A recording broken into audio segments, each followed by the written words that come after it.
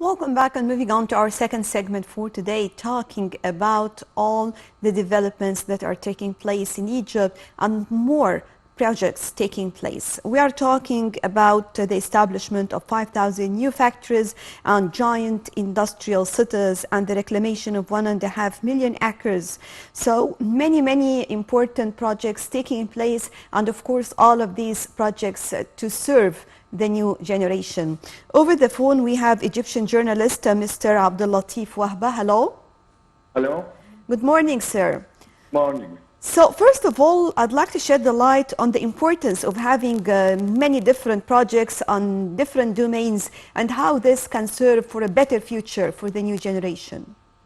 As you know, according to the program of President Abdel Fattah al-Sisi, since he came to power, he promised to add about 1.5 million faddan to the Egyptian agri-land.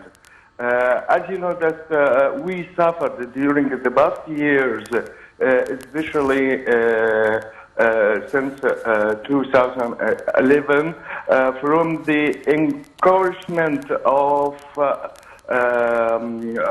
building and so on the agriculture land, and this of course led to lose over about 400,000 faddan during the last time.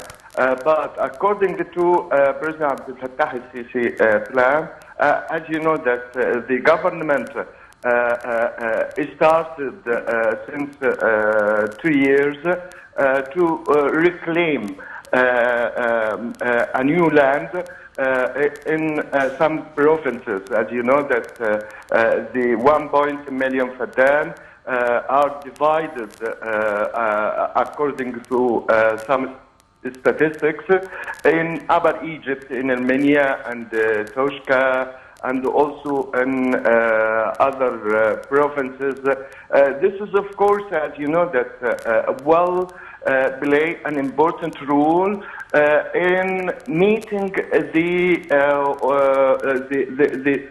the high consumptions of some basic commodities like wheat, for example.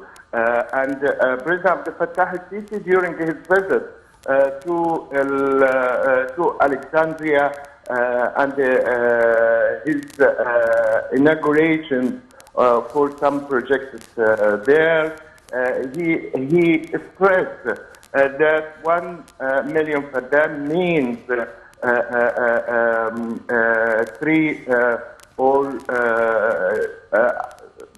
means increasing the wheat productions in Egypt.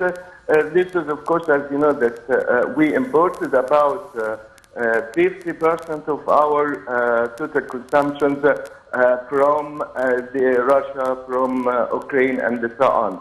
This is, I think, it is an important plan to meet the high consumptions of the Egyptians for the basic commodities like vegetable oils, like wheat and other crops. This is on one hand. On the other hand, as you know, that we have a new procedures for the industrial zones, not only in Cairo or in Greater Cairo or Alexandria and so on, but we started to establish this zones from Upper Egypt till through Cairo, and also from Alexandria to Marsa Masrouh provinces and so on. And at the same time, President Abdel Fattah al-Sisi directed the government to facilitate issuing the license for the new industrial units and for the new factories, for the new investors. And this is what is called the golden license. It means that any investors who established his project had the right to get a license during 20 days. This is, of course, under the umbrella of the golden license to industrial units in Egypt. I think the sections or the part of aiding about 1.5 million per dam, and also for the golden license for the industrial projects and so on. This is, of course, will play an important role in growing the gross domestic product in Egypt. Sir, talking, sir, about these important measures, we can also say that this will be parallel to the expectations for the fact that with all these projects, Egypt is going to be one of the most important 30 economies in the world by the year 2030. Yeah. This is, this is, of course, according to one of the international institutions.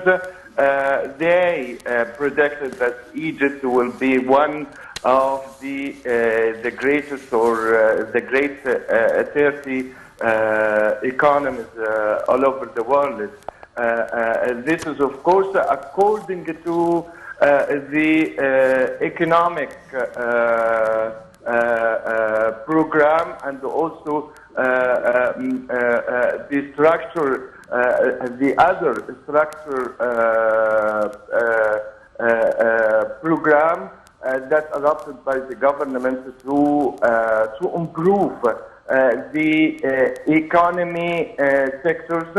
And as you know, according to the last statistics, although the